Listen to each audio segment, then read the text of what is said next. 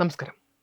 ഇന്ത്യയുടെ വടക്ക് കിഴക്കൻ അതിർത്തികളിൽ വർദ്ധിച്ചു വരുന്ന സുരക്ഷാ ഭീഷണികൾക്കിടയിൽ അമേരിക്കൻ ഭീകരൻ മാത്യു വാൻ ഡൈക്കിന്റെ അറസ്റ്റ് രാജ്യത്തെ ഞെട്ടിച്ചിരിക്കുകയാണ്. ഒരു സാധാരണ വിദേശ പൗരന്റെ അതിർത്തി ലംഘനത്തിനുമപ്പുറം ഇന്ത്യയുടെ പരമാധികാരത്തെയും ആഭ്യന്തര സുരക്ഷയും അസ്ഥിരപ്പെടുത്താൻ ലക്ഷ്യമിട്ടുള്ള ഒരു സാധാരണ വിദേശ പൗരന്റെ അതിർത്തി ലംഘനത്തിനുമപ്പുറം ഭാരതത്തിന്റെ പരമാധികാരത്തെയും ആഭ്യന്തര സുരക്ഷയെയും അസ്ഥിരപ്പെടുത്തുവാൻ ലക്ഷ്യമിട്ടുള്ള ഒരു വലിയ അന്താരാഷ്ട്ര ഗൂഢാലോചനയുടെ ഭാഗമാണ് ഇതെന്നാണ് പ്രാഥമിക നിഗമനം. ദേശീയ അന്വേഷണ ഏജൻസി നടത്തുന്ന ഉന്നതതല അന്വേഷണം വാൻ ഡൈക്കിന്റെ പശ്ചാത്തലത്തിലേക്കും ഇയാൾ ഇന്ത്യയിൽ നടപ്പിലാക്കാൻ ശ്രമിച്ച നിഗൂഢ ദൗത്യങ്ങളിലേക്കും വെളിച്ചം വീശുന്നു. വെറുമൊരു ഡോക്യുമെന്ററി സംവിധായകനോ സുരക്ഷാ നിരീക്ഷകനോ എന്നതിലുപരി ആധുനിക യുദ്ധതന്ത്രങ്ങളിൽ വൈദഗ്ധ്യമുള്ള ഒരു കൂലിപ്പടയാളിയാണ് ഇയാൾ.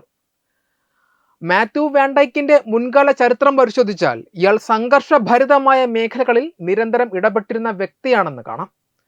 ലിബിയൻ ആഭ്യന്തര യുദ്ധത്തിൽ വിമതർക്കൊപ്പം ചേർന്ന് പോരാടുകയും മാസങ്ങളോളം അവിടെ തടവിൽ കഴിയുകയും ചെയ്ത വാൻ ഡൈക്ക് പിന്നീട് സിറിയൻ വിപ്ലവത്തിലും സജീവമായിരുന്നു. ഐസിസ് ഭീകരർ തന്റെ സുഹൃത്തുക്കളായ അമേരിക്കൻ മാധ്യമപ്രവർത്തകരെ വധിച്ചതിനെ തുടർന്ന് നേരിട്ട് യുദ്ധം ചെയ്യുന്നതിനേക്കാൾ പ്രാദേശിക ഗ്രൂപ്പുകളെ യുദ്ധതന്ത്രങ്ങൾ പഠിപ്പിക്കുന്നതിലേക്ക് വാൻ ഡൈക്ക് ശ്രദ്ധ തിരിക്കുകയായിരുന്നു. ഇതിനായി സൺസ് ഓഫ് ലിബർട്ടി ഇന്റർനാഷണൽ എന്ന സംഘടന രൂപീകരിച്ച് ലോകമെമ്പാടുമുള്ള സായുധ സംഘങ്ങൾക്ക് പരിശീലനവും ഉപദേശവും നൽകി വരികയായിരുന്നു ഇയാൾ. ഇറാഖ് ഉൾപ്പെടെയുള്ള യുദ്ധമേഖലകളിൽ പ്രവർത്തിച്ച പരിചയമുള്ള വാൻ ഡൈക്ക് ഡ്രോൺ യുദ്ധമുറകളിലും ഗറില്ല പോരാട്ടങ്ങളിലും അഗ്രഗണ്യനാണ്. ഇന്ത്യൻ അതിർത്തി കടന്ന് മ്യാൻമറിലെ വംശീയ സായുധ ഗ്രൂപ്പുകളെയും ഇന്ത്യയിൽ നിരോധിക്കപ്പെട്ട ചില തീവ്രവാദ സംഘടനകളെയും പരിശീലിപ്പിക്കാനായിരുന്നു വാൻ ഡൈക്കിന്റെ ലക്ഷ്യമെന്ന് NIA വ്യക്തമാക്കുന്നു. വടക്ക് കിഴക്കൻ ഇന്ത്യയിലെ സായുധ ശൃംഖലകളുമായി ഇയാൾക്ക് അടുത്ത ബന്ധമുണ്ടെന്ന കണ്ടെത്തൽ അതീവ ഗൗരവകരമാണ്.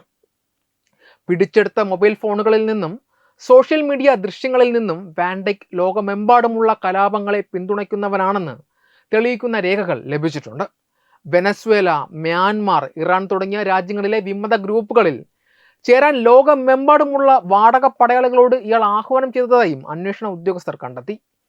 ഇന്ത്യയെ ഒരു ട്രാൻസിറ്റ് കോറിഡോറായി ഉപയോഗിച്ച് രാജ്യവിരുദ്ധ ശക്തികൾക്ക് ആധുനിക യുദ്ധോപകരണങ്ങളും ഡ്രോൺ സാങ്കേതിക വിദ്യയും കൈമാറാൻ ശ്രമിച്ചു എന്നതാണ് ഇപ്പോൾ പ്രധാനമായും അന്വേഷിച്ചു വരുന്നത്. വാൻ ഡൈക്കിന്റെ അറസ്റ്റിന് പിന്നിൽ പ്രധാനമായും 3 ഗൂഢാലോചനാ സിദ്ധാന്തങ്ങളാണ് അന്വേഷണ ഏജൻസികൾ പരിശോധിക്കുന്നത്. ഒന്നാമത്തേത്, ഇന്ത്യയെ അസ്ഥിരപ്പെടുത്താൻ ലക്ഷ്യമിട്ടുള്ള ഒരു വലിയ അന്താരാഷ്ട്ര നീക്കത്തിന്റെ ഭാഗമാണിത് എന്നാണ്. CIA പോലെയുള്ള വിദേശ രഹസ്യാന്വേഷണ ഏജൻസികൾ പല രാജ്യങ്ങളിലും നടത്തുന്ന രഹസ്യ ഓപ്പറേഷനുകളുടെ തുടർച്ചയാണോ ഇതെന്ന് സംശയിക്കപ്പെടുന്നു. രണ്ടാമതായി, യുക്രൈനുമായി ബന്ധപ്പെട്ട ഒരു ശൃംഖല ഇതിന് പിന്നിലുണ്ടോ എന്നത് സാധ്യതയാണ്. സുഡാൻ, സിറിയ, ലിബിയ തുടങ്ങിയ രാജ്യങ്ങളിൽ യുക്രൈന്റെ സാന്നിധ്യം മുമ്പ് റിപ്പോർട്ട് ചെയ്യപ്പെട്ടിട്ടുള്ളതിനാൽ അത്തരമൊരു സാധ്യത തള്ളിക്കളയാനാവില്ല. മൂന്നാമതായി, റഷ്യ യുക്രൈൻ യുദ്ധത്തിൽ ഇന്ത്യ സ്വീകരിച്ച നിഷ്പക്ഷ നിലപാടോ റഷ്യയിൽ നിന്ന് എണ്ണ വാങ്ങാനുള്ള തീരുമാനമോ ഇതിന് കാരണമായിട്ടുണ്ടാകാമെന്നും ചില വിദഗ്ധർ വിലയിരുത്തുന്നു. ഇന്ത്യയുടെ വടക്ക് കിഴക്കൻ സംസ്ഥാനങ്ങളിൽ വിദേശ പൗരന്മാർ ഇത്തരത്തിൽ സൈനിക പരിശീലനം നൽകുന്നത് രാജ്യസുരക്ഷയ്ക്ക് വലിയ വെല്ലുവിളിയാണ്. ചാരവൃത്തി, രഹസ്യ വിവരങ്ങൾ ചോർത്തൽ തുടങ്ങിയ വശങ്ങളും ഈ കേസിൽ ഗൗരവമായി പരിശോധിക്കുന്നുണ്ട്. അമേരിക്കൻ എംബസി ഈ വിഷയത്തിൽ മൗനം പാലിക്കുന്നത് സംശയങ്ങൾ വർദ്ധിപ്പിക്കുന്നു.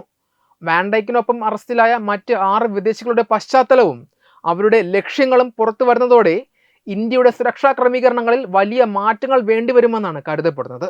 അതിർത്തി കടന്നുള്ള തീവ്രവാദത്തിനും വിഘടനവാദത്തിനും വിദേശ സഹായം ലഭിക്കുന്നത് തടയാൻ കർശന നടപടികൾ സ്വീകരിക്കേണ്ടതിന്റെ ആവശ്യകതയാണ് ഈ സംഭവം ചൂണ്ടിക്കാട്ടുന്നത്. വെബ് ഡെസ്ക് തത്വമൈ ന്യൂസ്. HIV അണുബാധ സന്തോഷപൂർണമായ ഒരു ജീവിതത്തിന് തടസ്സമല്ല. HIV അണുബാധയ്ക്ക് ഫലപ്രദമായ ചികിത്സ ഇന്ന് ലഭ്യമാണ്. ഇതിന് യഥാസമയം അണുബാധ കണ്ടെത്തുന്നതും കാലേക്കൂട്ടി ചികിത്സ നടത്തേണ്ടതും അത്യാവശ്യമാണ്. സൗജന്യമായ ചികിത്സയും മാർഗനിർദ്ദേശങ്ങളും സർക്കാർ ആശുപത്രികളിലെ ART അഥവാ ഉഷസ് കേന്ദ്രങ്ങളിൽ ലഭ്യമാണ്. ആരോഗ്യ സംരക്ഷണം ഓരോരുത്തരുടെയും ഉത്തരവാദിത്തമാണ്.